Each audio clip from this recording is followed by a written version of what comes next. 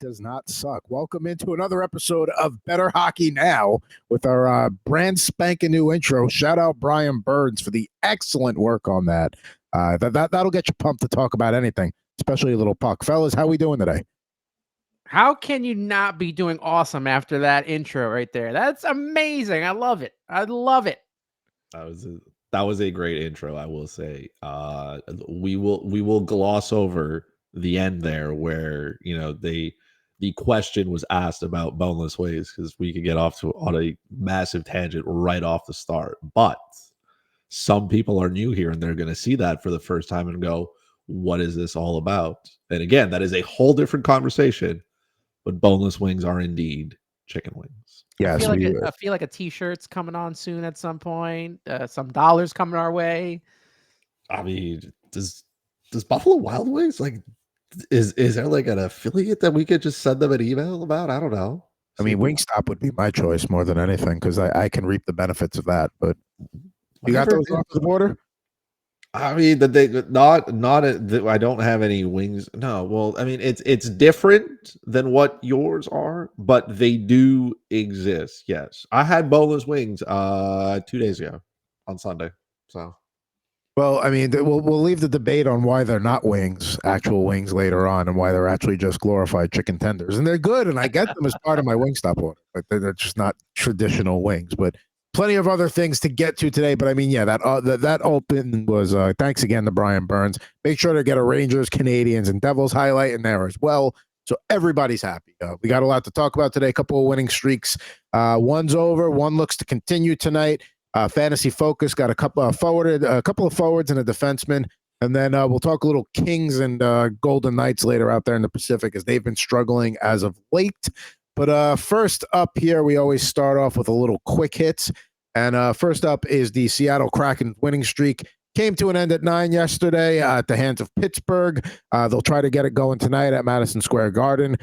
So when we look at this team after the 9-game winning streak, does it change your perspective or evaluation of them in terms of being a playoff team, in terms of being a legitimate playoff team, or is this team going to fade? Now, keep in mind, they did have an 8-game losing streak back in November, December. So I kind of feel like those two cancel each other out. Yeah, I had not necessarily given up on them yet after their little run in the playoffs last season. But this little run that they've gone on now to get themselves within 3 points of the Kings and going 9-1 in their last 10, it's got to feel good for them. The only problem is the next team that we're talking about has also went on a run, also in the same division. And it makes it a lot harder for them to get into a playoff spot. That's for sure. It's been nice to watch Seattle go on this run. If you're a little bit late, you can no longer pick up Joey Decord. So that ship has clearly sailed. But this is a good... I picked him up as well because I was like, what is happening here? But this is a good example of a team having success when your goaltending is good, because like Seattle's offense is what it is. They're not, elite by any means, but they go out there, they play tight defensively, you get elite goaltending, you score a couple of goals here and there, boom, you win. They didn't even play that poor against Pittsburgh. They just did score. So it is impossible to win hockey games when you do not score. But I still think they have a chance to make the playoffs. I think the losing streaks kind of balance themselves out. The Central, there's not really much going on there. So you could see 5 teams come out of the Pacific and it wouldn't shock anybody. But I do think they have an uphill battle here.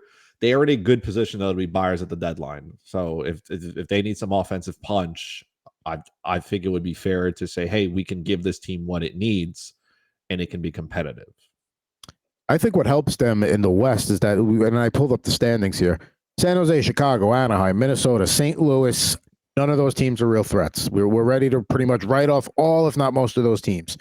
Calgary, I know they're playing better lately. I don't think this is the real Flames team. I think they're going to eventually fall, kind of regress and fade. Arizona, I think, is still a legitimate team to consider for the playoffs, but that's it. Are we ready to say Nashville, not to say is a lock on one of those spots, but we kind of just have to respect that they're going to hang around the rest of the way there? or do you think they fade? But I mean, we'll talk about Edmonton in a second, but that's what helps Seattle the most is that, yeah, they've got a few, Edmonton's got a few games in hand too, so that certainly helps them out a bunch. But I think Seattle is definitely in the playoff mix to the end of the year. I think we're talking about them in early April as battling for a spot. Whether they get in or not, I'm not ready to make that proclamation yet. Man, Nashville is just not exciting in any way. Good goaltending, good defensively. That offense is kind of made up of a couple of guys here and there. Ryan O'Reilly's been great through the first half of the season. So I don't know. I don't know how I feel about Nashville. If they make it, you're like, all right, cool. You qualified as a wild card team. If they didn't make it, I would have the same opinion. It does not move me either way. Nashville has good goaltending, but not great. Their Saros just has a 900 saves percentage. He's 17-6 this season. When you think of how well they played, you expect him to be a huge part of that and have a better winning record and save percentage, but it's really not been the case there. So I think that at some point Nashville will fade, and the teams like last year that went into the playoffs, like the Edmontons and Seattles, are going to be the teams that take the wild card. So sad to see Minnesota not be a part of that. I really had high hopes for Minnesota at the beginning of the season. I'm very, very disappointed in their play this season, to the fact where now even Calgary, who got off to a terrible start themselves, have now jumped them or jump frog, or whatever however you want to say it, but they're ahead of them. I do like Arizona. I want to see a lot more from them. But yeah, it's such a shame to see Minnesota not be a part of that with the group that we thought we were going to be getting at the beginning of the season. Yeah, I thought it would be, the way we're asking the question about Nashville, I almost thought at the beginning of the year you would be asking, even if factoring in Winnipeg surge, you would think, all right, well, Minnesota is going to have one of those wild card spots, and then it's a dogfight for the others, where I'm ready to almost make the proclamation that if Edmonton, and they're going to lose, they're not going to win the out, but I feel like they have bottomed out. They've turned the corner. They look a lot like they used to, last year. I think I'm almost ready to call them, they're going to have a wild card spot. And then it's probably a three-way fight between Nashville, Seattle, and Arizona for that other one. That's how I would, handicap the race right now in the Western wild card spot. Now, speaking of the 11s, Oilers, they're going for 11 in a row tonight. With the Maple Leafs coming to town, 91.4% chance to make the playoffs, according to MoneyPuck.com. Again, huge difference there between them and Seattle, but they've got 4 extra games in hand, and the pace they're on right now, you think they're going to pick up at least 6, if not 8, 6 points in that stretch to make it up. When you look at the Oilers, again, same question. Does this winning streak change your perspective of them? I've already said I think they're pretty much a lock to make a wild card spot in the West, but what about you guys? Yeah, I think that they are. I always give preference to the teams that have made the playoffs the year before and in the past, and they got off to a terrible start, but have somehow turned it around. And this is the team that we all wanted to see throughout the year, and it didn't happen that way, but the whole coaching change helped. It was needed, and now these guys are playing on all cylinders. They found themselves in a wild card spot, and it could only benefit them even more because we have a team that we're going to talk about later that's kind of fading a little bit, and that could be very helpful for the Oilers. I will say this about Edmonton, because a lot of people are willing to write them into that wild card spot. All this is confirmed for me is that this team is as good as their goaltending, because Stuart Skinner has been elite. He has been elite, exactly what this team has needed. And all of a sudden they can't lose anymore, because we know that Edmonton can score. When they don't score, that's when they become problematic. And over the last couple of games, they haven't gone out here and smacked their opponents. I mean, they walked into Montreal and scored a total of 2 goals, which everybody thought was going to go south. So it's the play of Stuart Skinner that has gotten them to 10, because this streak could have ended games ago. But strong goaltending will help you get to where you need to be. So now we got to figure out, who is the real Stuart Skinner? Is he what we saw earlier in the year, or is he what we are seeing now? Because this team only goes as far as he can carry them. Yes, McDavid. Yes, Draisaitl. Yes, Nugent Hopkins and Zach Hyman and all these guys are key. But you're not going to slam all your opponents with 5-6 goals a night. You're going to need your goaltender to play well. And we have gotten that out of Stuart Skinner. I don't think anybody would disagree with it. I'm not going to lock them in yet. I need to see more of this. I need to see this team be able to continue to win those close games. Even if they lose, that's fine.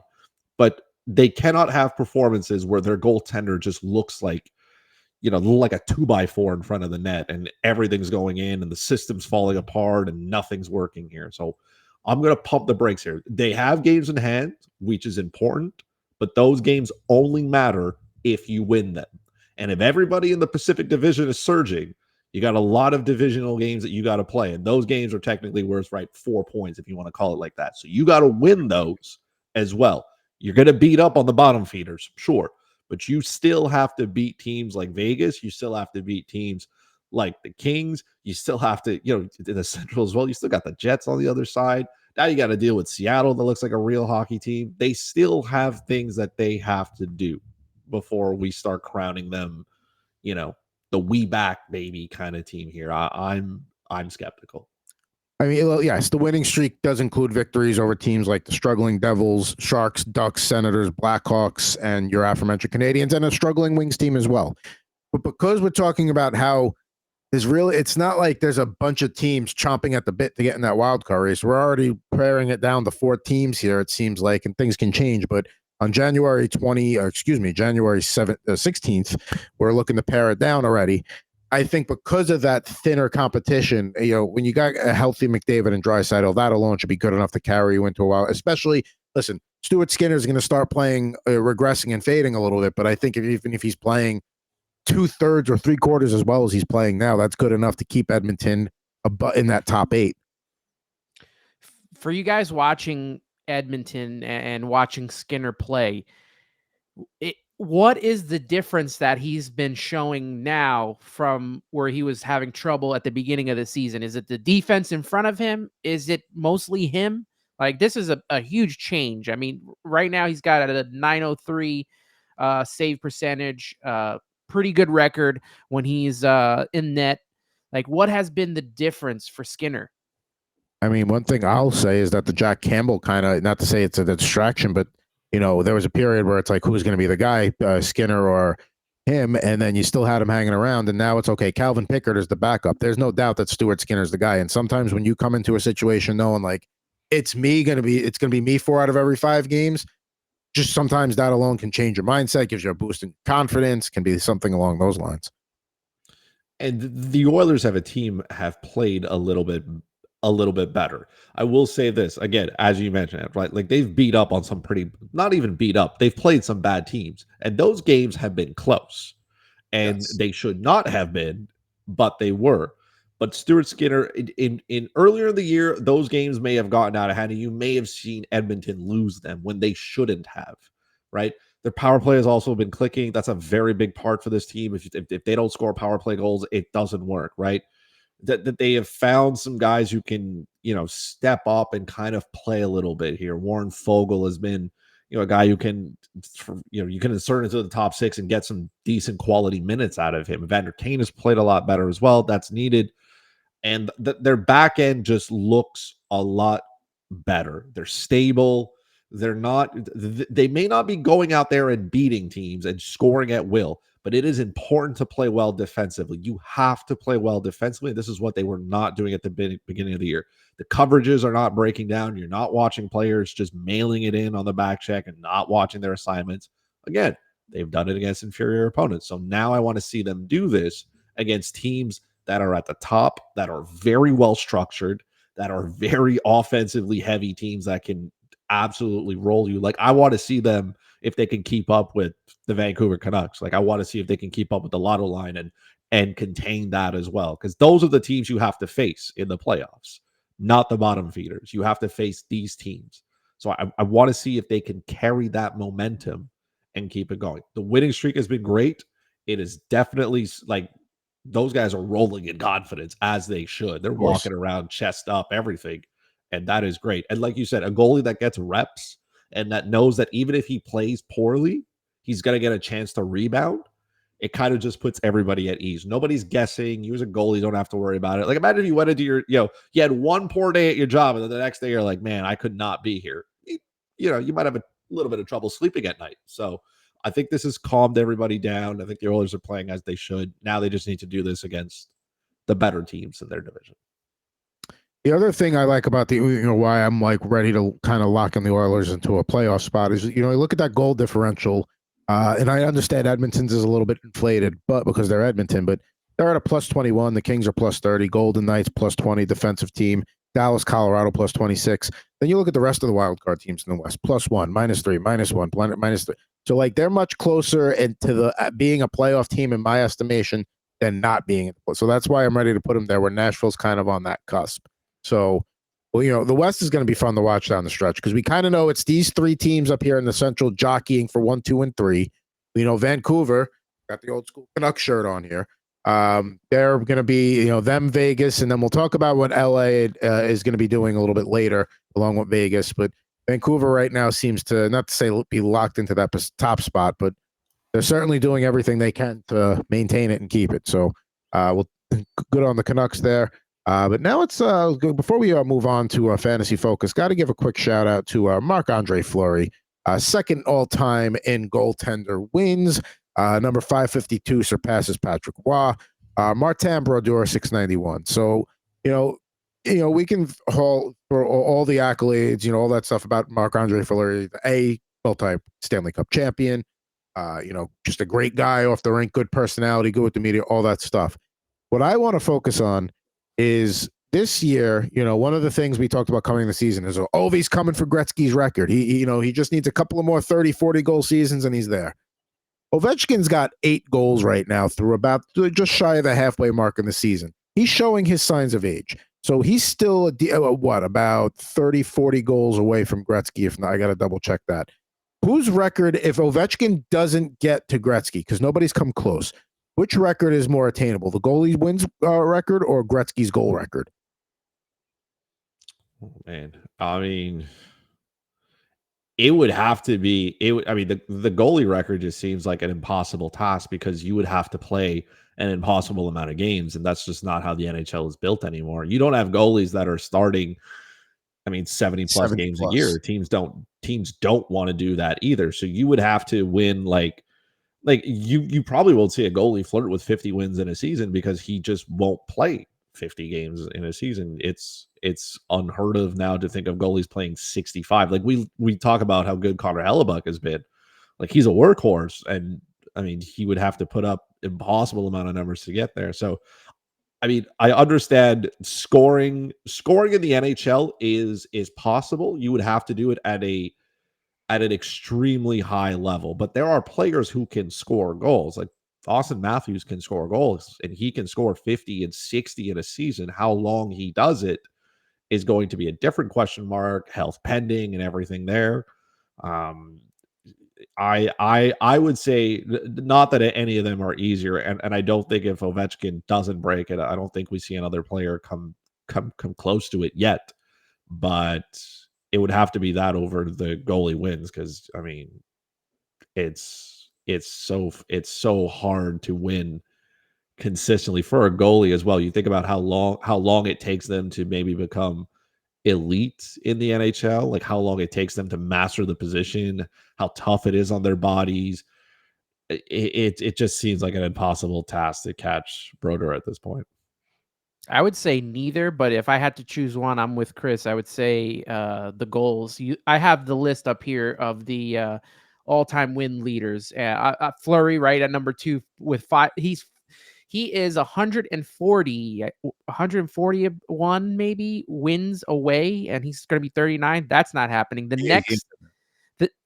next one is Jonathan Quick. That's not happening. He's got 384 wins. Bobrovsky's got 381 wins. So yeah, that seems like an impossible task to do.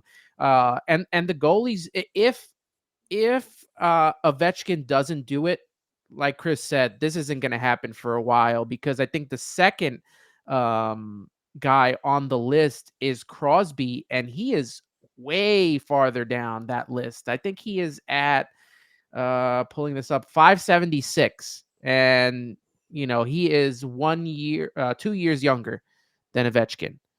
I don't. I think You would need a guy who's like Who's a even shooter. Austin Matthews, as good as he is, he's still a good playmaker and stuff like that. But you think of Ovechkin's dominance. He just scored, like, it was just automatic that he scored 50 every year. You didn't have to think about it. And obviously Father Time is catching up to him. But yeah. like he played 2 minutes on the power play, he set up in his office, he clapped bombs, and there was no way around it. So I think that is tough. I will say this about the goalie list, though.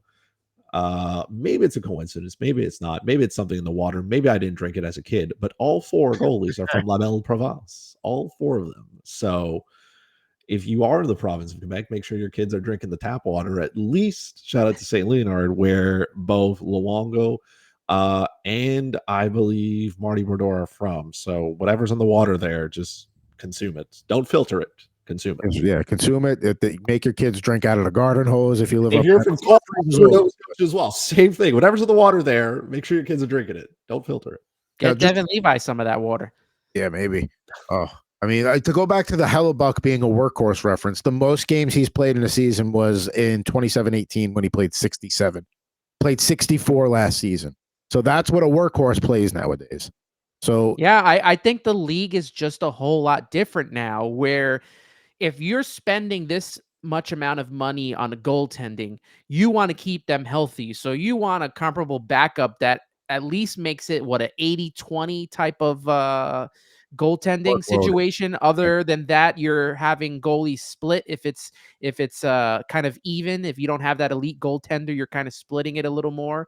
To go back to the goals, outside of Sid the Kid and Ovi, the next guys on the list: Stamkos, Malkin, Pavelski, Kane. Those guys are getting ready for their swan song as well. And that's my point with why I think this is like, there's really, neither one I think is going to get there, because forever we thought, oh, nobody's ever going to touch Gretzky's goal record. It's going to take, and then Ovechkin started to get close, and it was like, all right, fine, Ovechkin's a legitimate threat. And over the past few years, we've given more respect and credence to that threat. And all of a sudden, we came into the years thinking like, hey, he's going to get halfway to Gretzky this year, and he's going to get it next year, and it's going to be this whole big thing. And I mean, listen, even if he goes on a tear and scores scores every other game the rest of the way, he's still barely at 30. Which still leaves him, another 30 shy, because he's at 830 now and he's got to get to 894. So he needs 64 more goals. Still not totally out of the realm of possibility, but he's got to start cooking soon. And it doesn't help that Washington doesn't score. You look at the great one with a different, kind of, I guess, rapport, because, because, you have Ovi, who's been on the Capitals his whole career. You have Sid the Kid, who's been on the Penguins. Stamkos has been with Tampa. Gretzky, Rangers, Kings. He's been on a whole bunch of other teams as well, Blues, and different systems, and has still been able to score at an elite level to get him to a record that probably no one right now. I don't even know if Connor McDavid, you said Austin Matthews, I don't know if any of them can get to that record. Well, I mean, it's also the style that, the era that Gretzky played, and the final scores were much more like a 7-4. It was kind of more the pace versus, nowadays, what do you want to say? It's like 4-2 is like your average score, 5-3, something like that. Yep.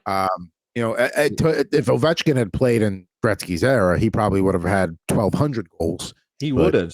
So to me, I feel like whether he gets there or not, Ovechkin will go down as the greatest goal scorer, pure goal scorer in NHL history, whether he gets to Gretzky or not, because it's hard to compare an era, where, Grant Fuhr was so good and, he still had a goal against average of a 4, but the Oilers scored goals. So it didn't matter. And, goal scoring was it. Now you have players are in the best shape of their lives ever. The systems are in place. Everybody, hockey is technically sound now than it was before. Not to take anything away from what Gretzky does, because Gretzky has more goals than some players have points. We don't even talk about his assists, and he's got a number that will never exist because we're there. But to me, like Ovechkin goes down as the greatest goal scorer to ever touch ice here, and that is just it's great to it's been fun to be able to watch him do what he's done on for just so many years. No, he is one of those guys where it's like you feel fortunate that you got to watch the entire arc of their career, coming in from a highly, touted rookie who pretty much lived up to the hype, but then he got a little bit of a villain status because he didn't back check, he didn't play defense, all that stuff. He kind of, and he, there was a brief period where people that, he was not to say not well liked, but like that was a big knock against him, and then he overcame that, and then been nothing but daisies and roses since. Got his Stanley Cup, he's got his Hart trophies, he's got his Art Ross trophies. Yeah, he is for sure the best goal scorer I've seen in my lifetime. I know our previous generation might say it's a Bobby Hull or something like that, but for us, it's definitely Ovechkin. He's the guy. Now, you guys have been watching hockey for way longer than I have. So like obviously there's also been like with the goalies, pad changes, whether they made it big or small, the net, right? They messed around with that as well. So there's been a lot of things to change in hockey, which makes it a whole lot more interesting, the conversation. Well, even to the goaltender handling the puck, which to some people, like if you're a Marty Brodeur where you're basically a third defenseman back there, it's not a big deal. You get a goalie, no knock on Henrik Lundqvist, love him, but he's not the best puck handler in the world. If he had to go back there and handle the puck behind the net outside of that trapezoid where it was, goalies used to have to do that. You know what I mean? Like, it creates more scoring. Whereas, if you have a goalie that can handle the puck like Brodeur, then it's less scoring. But, that was one of the reasons they did that. Fantasy focus time here on Bettor Hockey Now on the Fantasy Alarm and Bettor Sports Network YouTube pages. First up, I can't believe we're talking about this guy, but we have to acknowledge him. Jonathan Huberdeau, Calgary Flames. For those of us that cut bait with him, he's got 6 points in his last 5 games, 8 in his last 9. Calgary as a whole has been playing better as of late. I'm not ready to buy into that's going to be how they look the rest of the way. But he remains on the top line, and he's on the top power play unit, which when we give advice in this segment every week, that's 2 of the things we look for. Is it time to give him a second look? I mean, how nice of Jonathan Huberdeau to do the absolute bare minimum at the top dollar that he gets. How wonderful of us to look at him and go, oh, he's got 8 points in 9 games and talk highly about him. And meanwhile, he's out here committing wage theft against his employer with the contract that he just got. I think the problem with him is that if you drafted him, like you're invested in him. This is a relationship that has gone very poorly, but now you're like 3 kids deep, maybe a house, maybe a cottage, maybe a small little ATV. Like you guys, like you're invested in him. We kind of feel stuck to him. So if you have him, you're scraping for anything that you can get. Anything below average production doesn't matter. He's giving you more than what it was at one point where he was just stapled to the bench in the third period, staring at his stick like he's like, I don't know how this works. But I mean, you gotta be desperate if you're looking at Jonathan Huberdeau going, oh, like, is he a point per game player down the stretch? Nope. So you're adding him if you're in a fantasy league and you're like a bubble team. You're like, hey man, I need something to hit. So I'm going to throw this at the wall, see if it sticks, and then pray that I get any type of production out of him. The league, I did pick him up, and I am a bubble team. So there you go. But like, he's sitting out there. He's got the pedigree, and he's got the things you look for. I had to pick him up because I needed a guy to give me a chance on a Sunday in a certain category. And I was like, all right, fine, I'll take Huberdeau. The guys on a Sunday we need. Last 2 weeks. He's, like, I'm not like fully in on Huberdeau. I'm not saying go out and acquire him, buy low on him, but as a waiver ad to yeah, sure, yeah, no shot on him. You are better off now in whether if you drafted him late, like at the end of your draft, or if you're picking him up now on the waiver wire, than I was when I drafted him within the first 3 rounds last season and was saddled with him because you were not allowed to drop him for like the first 3 or 4 months of the season. He was a can't cut guy. He was a can't cut guy. So I had to hold on to him. Even though I wanted to drop him, I had to hold on to him. And, luckily towards the end, I was able to let him go. But, this situation is a whole lot better to deal with, easier, not for the Flames who are paying him all that money, but as a fantasy player, as a fantasy owner, you're better off now in what you can do with Huberdeau. If you want to hold on to him, if he goes on a little bit of a streak here, you can hold on to him for a while. You could bench him, or you could just drop him totally. So it works out a little bit better this season than it did last season when he had a lot of high hopes coming from Florida. Let's talk about somebody that Chris likes better than Jonathan Huberdeau. Let's go to Jamie Drysdale. Cutter Gauthier was the big name in the news last week, but and Drysdale was the name going back along with the second round pick, and it got lost in the fray a little bit because of like the way Gauthier left Philly. But this is a good young roving defenseman. He's already playing with Travis Sanheim in the one game he's gotten so far. I mean, he's been out with an illness, I think, last game. Is this a guy with his offensive abilities and Philly's lack of having a true puck mover? I know Sanheim was doing all right, but I mean, he's not Jamie Drysdale. Is this a guy you got to add for the rest of the season? The way the Flyers have been playing. As same conversation as Huberdeau, yet to no fault of his own. But you're throwing stuff at a wall and hoping it sticks. Like John Tortorella has a young puck moving defenseman. His name is Cam York, and we barely remember that he exists. And I mean, no shade to Igor Zamula, but this man is quarterbacking the top power play unit. So, John is convinced that he's going to do things his way for better or worse here. And it is real tough to trust defensemen that play for John Tortorella because they, at least now, they just don't seem to excel at any level. And what Sanheim has done has been great. He's come back a little bit. He's regressed to where he should be. All fun and games. But I want Drysdale to do well because you brought him in here to do something and he can move the puck. And, the Flyers are a, puck moving team. They need to move the puck up the ice. I think Owen Tippett set the record for the fastest, top speed this season. And he just, ironically, I think he was blowing by a Montreal Canadian defenseman, but he's out there. This is a good team regardless. And they have players who can compete. So, I think Drysdale being where he needs to be is good. The only thing is, will John Tortorella allow him to get to the potential that we think he has? And I don't know, because I'm not looking at Drysdale either as a guy who's going to take a ton of shots, who's going to block a ton of shots. You need the points there a little bit. And when everybody on that roster who was there previous is, again, no shade to, Igor Zamula, but everybody is behind him on the power play train. And I mean, I don't know how Drysdale gets ahead of that. I don't know what Rolex John Tortorella wants to allow Drysdale to get on the top unit, but I would maybe buy it for him and see how that goes. Never too late to give a Christmas gift.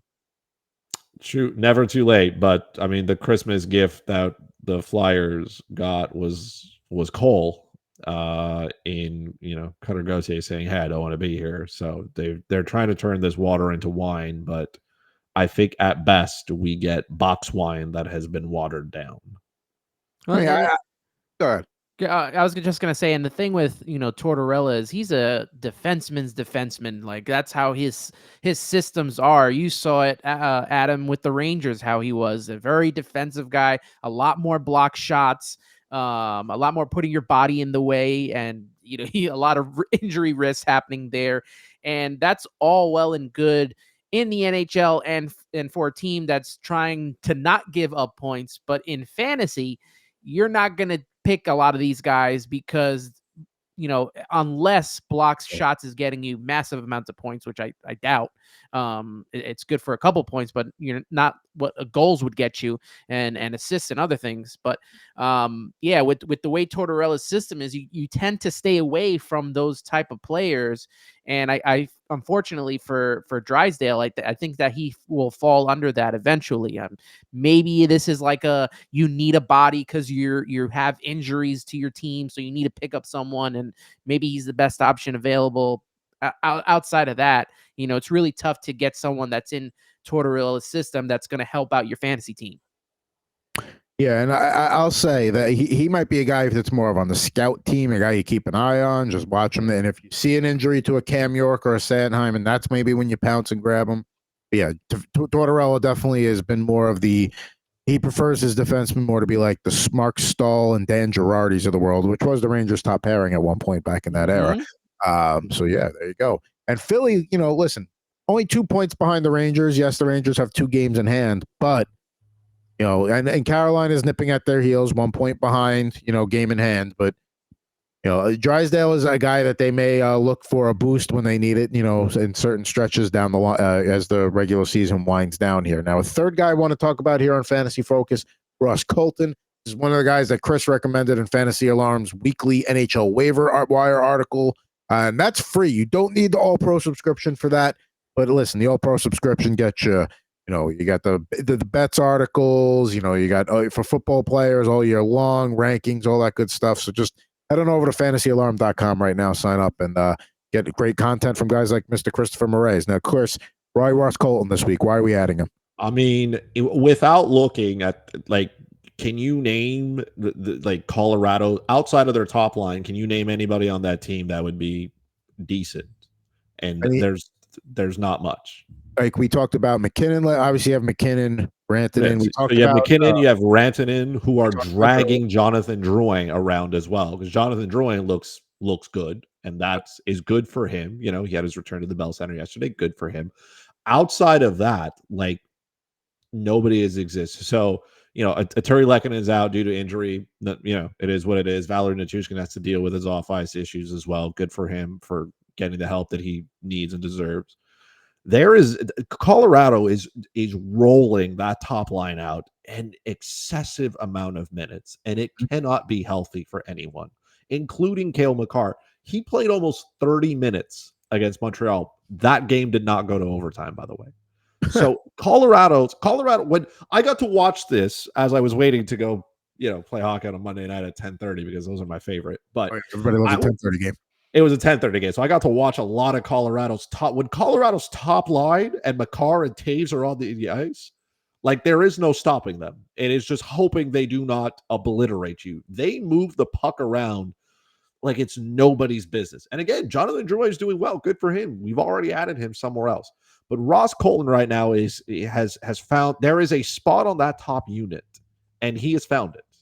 And I don't care who it is, somebody's got to play there. So once Terry Lekkinen comes back, maybe that changes. But Ross Colton moves into that power play spot. Boom, goal. 5 shots on goal as well. 5. He had 5, which is pretty good. Colorado needs production from their bottom 9. They do not have a top 6. They have Colorado 1 and then a bottom 9. They have 9 other bodies that go out, and they take a shift so that the top line can rest 45 seconds and come straight back onto the ice. So somebody's got to play. And I'm looking at the rest of the lineup, and I'm like, it's not Ryan Johansson. It's not Andrew Cogliano. I mean, I can't even name some of it's not Logan O'Connor. There's nobody else. This team is as top heavy as we've seen in the last few years. It's concerning, but from a fantasy perspective, right? Fantasy is fun. So we want guys who are going to go out there and do fun things, shoot the puck, play a ton of minutes.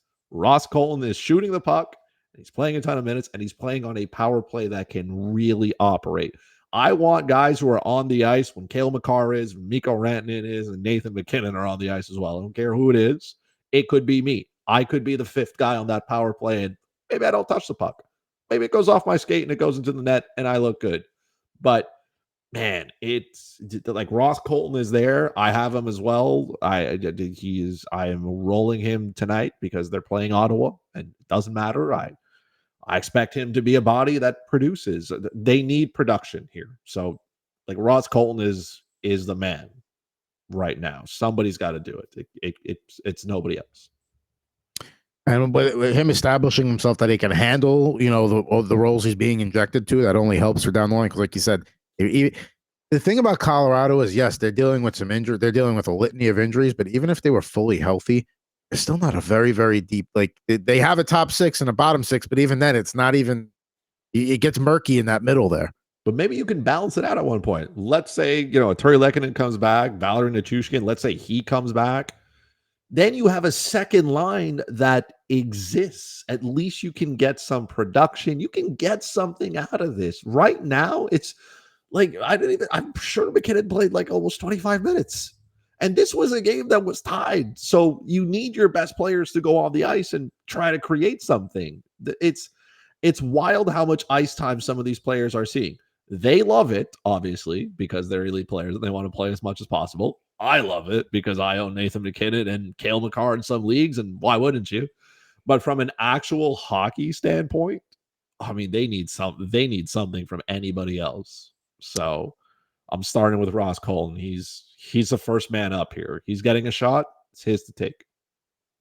I mean, you look at Colorado. I mean, they're still amongst the top teams in the Central, dealing with all the injuries they have, and Georgiev is not doing any favors for them at this point. Justice Anunin is now also their goaltender. So, yeah. Shout out to Alexander Georgiev for going to the All-Star game. Never let anybody tell you are not an All-Star, regardless of your numbers. Walk into your next performance review and call yourself an All-Star regardless of the numbers, because that's what Alexander Georgiev has done. And yeah, listen, he's getting one, and he gets. We'll talk about those All-Star jerseys later as needed. And maybe that's the punishment. Maybe they knew the jerseys were coming, and they're like, no, he's having a bad year. He needs to go wear that, and it's going to look bigger on a goal. So he was voted by the fans, though. So I will say that the popularity contest obviously kicked in here, but still, he is in full Martin Jones territory. It's not a territory you want to be in as an Alexander Georgiev owner. I don't love it, because he'll pick up the win, but without it, he would have been negative points. And you're like, man, this is one way to live life here. It is quite wild to watch Georgiev go out there and just not be good. Wins is his only saving grace right now, and even that start getting tougher and tougher to come by for him. But we will see. Now we spent some time talking about the Oilers and the Kraken. Let's talk about two other teams out there in the Pacific Division. And is the castle crumbling here for these two teams? Because it's been tough times as of late. Of course, the Kings snapped their skid yesterday. Vegas has been a very streaky team here, going back and forth here. Let's take a look. Let's start with the Kings first, because why not? The Kings' playoff percentage chances right now are 91% to win, to get there, to win the Pacific, 6.4%, and their current overall point total would be 106.5. They lost 8 in a row before the Carolina victory yesterday. They were unable to score more than 3 goals in any game in that stretch. We talked about Huberdeau as doing the bare minimum before. Here comes Pierre-Luc Dubois with 3 points in his last 2 games, and boy, do they need him to get going. Now, when you look at the Kings, is this just like, okay, they were playing so well that like they were due for some regression, and they got it in an 8-game streak, and we're going to get back to our, the team we were ready to, put at the top of the division? Or is there real cause for concern here with the Kings? I think the Kings can turn it around. I think the expectation was just so high for this team. They would go on the road and just never lose. You knew when they were, leaving crypto.com arena that they were just going to pick up a win. They weren't great on home ice. This is still a good team, and they're dealing with some of those injuries, and that's fine. When you lose guys like Victor Arvidsson, it's tough. And I think it's magnified a little bit more because of how inefficient Pierre-Luc Dubois has been, and he's done nothing, and for a while it was fine because the Kings win. But I think you're starting to see a large separation here between the Vancouver Canucks being the elite of the Pacific, and then the second tier, I guess, is the Vegas Golden Knights and the Kings. They're slumping, sure, but it's kind of regrouping everybody together here, because now the Oilers are in that conversation. Now the Kraken can be in that conversation. Those are teams that are slowly starting to at least bridge that gap that was there. I'm not worried about the LA Kings just because they're a good team. Down the middle, they are still very good. They have players who understand how to play this game. The teams go through streaks. They go through slumps. They go through periods of difficulty. I think that they can maybe not get as high as they once were, but they can definitely rally this ship and, get back to at least competing. But like you said, they were just losing game after game after game and being unable to score. It was quite concerning. Yeah, both teams with a loss of a goalie with Aiden Hill, and then you got Phoenix Copley, who that's a big blow for the Kings. But both teams have built up enough equity at the beginning of the season, and with the Oilers, Kraken, and Flames having the tough start that they had, it's better to be on top and not having to fight your way up for a playoff spot where they can now, afford to lose a couple of these games and then turn it around and still be in a playoff spot, a playoff position. The Knights are, what is it, 7-8 points ahead of the Oilers, and the Kings are only 3. So there's still time. There's still time for these guys to make up some points here, but I think the Kings and Golden Knights for now are going to be okay. We talked about earlier, like the Ducks, no, obviously the Sharks, never. The Blackhawks, Wild, Blues, they're not going to be challenging for a playoff spot. At worst, the Kings slip into a wild card spot. I don't see them not making the playoffs. Agreed. Yeah, that's why I think the percentage right now is at what, 91% to make the playoffs. I think that's reflected in that. Whereas you look at the Golden Knights, it's at 74.1% to get there, 2.1% to win the Pacific. Current point total over unders at 103.5. 4-6 in their last 10. They've been alternating wins and losses. We got the news earlier today. Jack Eichel week to week after surgery for a lower body injury. Chandler Stevenson was another one of the guys that Chris mentioned in his waiver wire article to go out and get. And Stevenson's a guy that plays very well for them, and now he's going to be in that top line role, so he's going to be even better for him. I think with both instances, it's just midseason slump. You see good teams sometimes slump around the holidays. It's a long season. You can't go 70-10-2. So, I mean, maybe one day we'll see that, but nonetheless, I think both teams are just, it's midseason slumps, and as long as they, they snap out of it here and they start playing consistent hockey, maybe approaching the All-Star break and then coming out of it, I think all things are fine. All the teams that came out hot on fire at the beginning of the season are having their issues, right? They're the Kings, the Knights, the Rangers. All the teams are having their issues. The whole thing is, can they stop it? And can they, sustain more winning and be, elite when the time comes? Like, keep yourself in these playoff position and avoid, being on the outs. And I don't think any 3 of those teams that I just said are anywhere near having to worry about missing out on the playoffs. Take it one step further here. The Vancouver Canucks. You look at their schedule that they've played so far, they've really had no extended periods of, poor play. Like, yeah, they've had a couple of stretches, alternating wins, losses, but no like 6, 7, 8 game losing streaks. Is that coming for them? Is that another reason why we're not worried so much about the Kings and the Golden Knights? Because there needs to be some aggression from Vancouver, and that'll leave the door open to close that gap a little bit that they have in the division? Or is just Vancouver that team that's just going to be sound from wire to wire? I mean, this Canucks team, at some point you have to believe that regression will come in a little bit. You can't just keep abusing your opponent and get away with it. Again, right now, their lotto line is kind of working out pretty well. Elias Pettersson, Brock Besser, JT Miller, they go on the ice, they do what they want.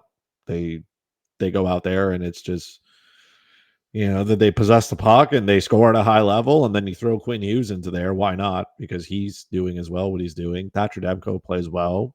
I think this is the day, as injuries being the thing that they cannot control, but if they are healthy, I don't see why they would slow down a little bit. They haven't had to deal with some of the injury bugs. Again, Vegas has lost both their goalies at times. They've started 3rd string and 4th string goalies. Now they're without Jack Eichel. The Kings, again, not perfect, but I guess it is what it is. The Oilers had to deal with their goaltending inabilities. That's the one thing that hasn't hit the Canucks. Thatcher Demko has been Thatcher Demko.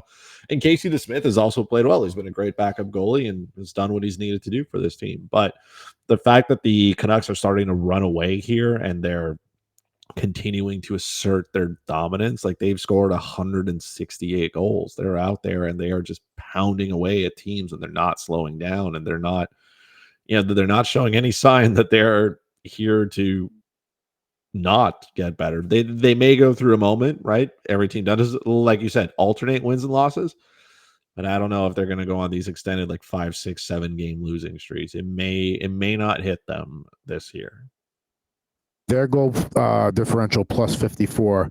Second best in the league is Winnipeg at plus 42. So a little bit nice gap there between those two teams for first and second. Just goes to show how strong the Canucks have been all year. So if only they would just go back to this logo full time, everything would be all hunky dory in the Pacific Northwest. Everything would be solved. We could solve a lot of world problems by just having the Canucks wear that jersey permanently. I'm not ready to say all the world's problems, but I would say at least a third. You could solve at least maybe a third of like Canada's problems with just having them wear that jersey. That's it. It's not that their design now is bad. It's just, I don't know. Sometimes I believe the NHL, like teams design new jerseys so that they can make sure they can sell something, and then you circle back to what was actually good, so you can sell that again to the next generation who didn't even know it existed.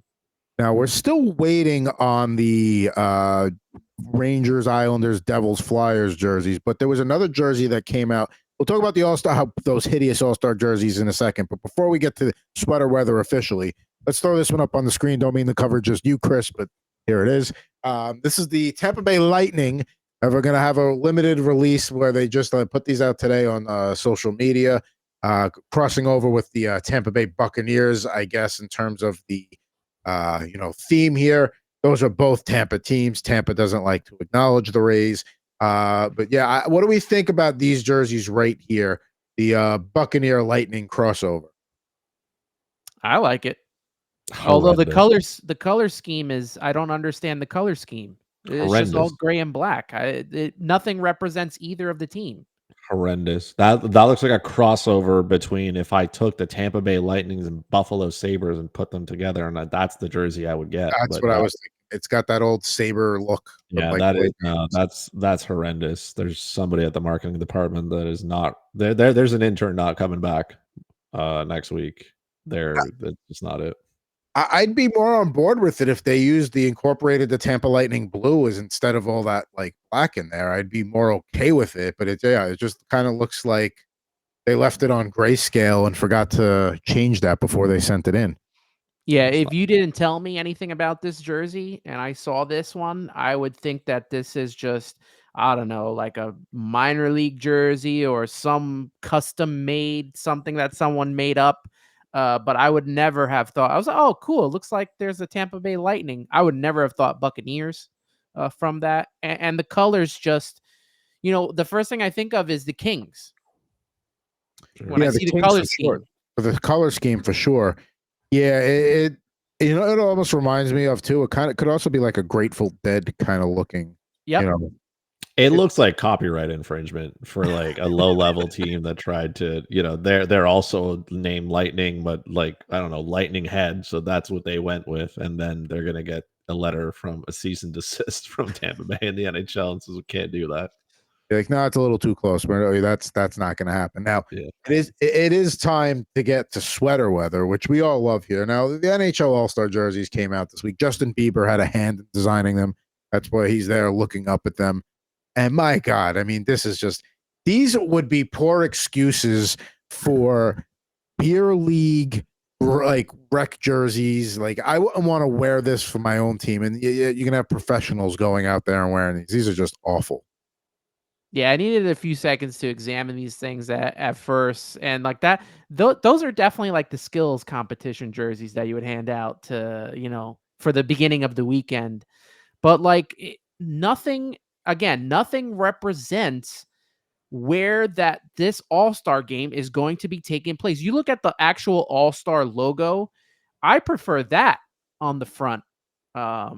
Of there, they have to, for some reason, they have to put the NHL in that huge logo when it's already at the top of the collar. Like you're just doubling down on that. A big star means nothing to. I like that the star with the maple leaf, and I don't know how you would do the wording if you were to do the All-Star wording, but I think what hurts this is the format still the same. Like I don't really watch the All-Star game because I don't watch really any All-Star weekends. I No, don't. they all stink in their own individual ways. Is it still the 4 teams that Yes, play? that's what. So that's what you're looking at here. Is Yeah. divisions and I don't know if it was last year, but they kind of went with the retro Western Conference, Eastern Conference look, which was cool. which I enjoyed. But I don't know, man. I think maybe me and Chris agree this time. I'm going to say this: that white one is not that bad. Agreed. The other three, I don't care for it. I understand that the All-Star game is for, kids and fans and stuff like that. So I guess, the jersey, these honestly, these are not the worst I've ever seen. They're not great, but the bar for the NHL All-Star game is so low that, and they were designed by, Justin Bieber's partnership with the design company, and that's fine. Toronto connection. I can live with all of that. Again, the white one is the only one I would really consider. I don't really love that, like, the star is yellow, so the NHL decided, why don't we also go with a yellow jersey, right? Because there's no contrast here. Like, you could have made that one black, I mean, gray. There's a multitude of colors you could have gone with. Yellow on yellow was probably not the thing to do. I will say this about the All-Star weekend. Do I care about the game? No. I will tune in to watch players draft their teams because that would be fun. Yeah, and then I also want to see, the skills competition and the way that they have it set up. There's $1 million at grab. We know players enjoy money. So maybe, when we get to watch now, the way that they've done it is that it's no longer specific players in a specific category. All the players that have been taken, they're all going to do all the skills. And then they're going to be like, for the last Final Four or something, only like, I don't know, 6 of those guys move on, or maybe like only 8 in the first round, then 6, whatever it is. It's a lot more interesting than the actual game. I do not want to watch a meaningless hockey game and have announcers try to convince players that it's meaningful. How's the competition out there? I would just be honest. I mean, I would go as far as the same way as Oliver Bjorkstrand did. Like, I wanted to go somewhere else. I would much rather not be here for this. But I will watch the draft because I feel like that is interesting. I will watch the skills competition because I want to see that. I thought it was interesting last year. I'm intrigued this year. But my hatred for these All-Star jerseys is not as strong as I think some of you thought they would be. And I understand that I may have let you down for that, but they are not. You did. I did like them when I first saw them. I was like, man, this is on par with what the NHL would come out with. But I mean, we've seen some pretty bad ones. We've seen some of them that it's like, there's black and lime green, and you're like, there's no reason for this to exist. Toss it out. Like, this is, I guess it would be fun. This is marketed towards, kids and stuff like that. Like, if you have a child, he probably wants, or especially if he's a fan of Justin, he probably wants one of these. So I get that side of the marketing for it. The only one I would live with is the white one. I think that would be cool. The other better than the Buccaneers Tampa Bay Lightning fusion jersey. I mean, I can't believe that intern gets fired. This one, at least the collaboration with Justin, I was like, okay, fine. These jerseys you may not see again. Yeah, you'll see it once. You can move on with it. Like, these colors are at least fun. This looks fun. That is what we're trying to sell the All-Star game is. We're trying to sell it as fun. Some players just want a vacation. The NHL is trying to sell fun. The blue one strikes me as that maybe it'll look better when it's on the ice and, on somebody, but the red and yellow one's no way. Like we said, the white one's okay. If they had done a black one, that probably would have looked pretty cool. Now, we talked about, potential copyright infringement earlier. So I'm going to break. So take a good look at that All-Star logo. Okay. Take a good look at that. And now let's bring up where is the tab here? There it is. If I'm Carl's Jr., I got a problem with this right here. I mean, I don't think there's a Carl's Jr. in Canada. I don't think that's one I've never had. So I don't know. But the NHL does have 25 teams in the United States. I mean, look, maybe the NHL got the express written consent of Carl's Jr. to allow this to be a thing. Hardee's, if you're in the Southeast, it's the same thing. It's for whatever reason, it's different names, same thing. That's what I would. I mean, put that on a jersey. Sell that. Do a collab with Carl's Jr. Sell that to There you go. It's better than It's still better than that whatever collab with the Buccaneers was. That thing is terrible. Like But a red jersey with the Carl Jr. Yeah, it wouldn't look bad. Would not look bad. Put that on the white jerseys. Have the NHL All-Star Games sponsored by Carl's Jr. and just throw that star right up there. I feel like that's the Canva.com version or the Wish.com version when you try to build it yourself. Like the NHL, I guess, paid a lot more money to have Justin come up with these, wonderful jerseys, which I feel like were designed by a child. But again, the All-Star Game is about fun. It's targeted for kids and stuff like that. So I can live with it. I can live with that. All right. I'm not as triggered. We're living with the white jersey, where otherwise we're kind of just selling on them, and we don't like the Tampa Bay Buccaneers / Lightning jersey either. No. I need someone other than I need someone to buy one and then send us a picture of you in it, so we can then evaluate if it's real or not. How did they not think of black and yellow? Like, how did that was not the first thought that came into their minds was black and yellow for the jerseys? Like, I don't. Yeah, I mean, instead of that hideous yellow, that's the one I like. I don't like the red, but at least blue, red, white, black makes sense if you're gonna pick 4 colors. Yeah, it's just not that yellow, and I guess you can't do green because green would have just looked hideous with that logo. But I don't think that logo could have been saved by any color. Yeah, and that's the winning point right there. I think that's a nice way to wrap up. For once that Chris didn't hate something so much and he was mellow, my microphone stand came off the desk, so I've had to hold this the rest of the way. And it's not a light microphone stand; it's not heavy, but it's not something you want to be holding for more than you have to be. So I think we're gonna get going here and wrap things up on this wonderful edition of Bettor Hockey Now, here on the Bettor Sports Network and Fantasy Alarm. We covered it all today. We talked to Kraken. We talked about the Oilers. We talked a little fantasy focus, the Golden Knights and the Kings. Maybe we'll do a little more Eastern Conference on the next episode of BHN. But for @FuzzyChris91, Christopher Morais, for @Ant Rivera 86, Anthony Rivera, I'm @Pucking Thoughts, Adam Bernard. For this week's BHN, we'll be back with you next week on the Fantasy Alarm and Bettor Sports Network YouTube pages. Bettor Hockey Now is on the Bettor Sports Network.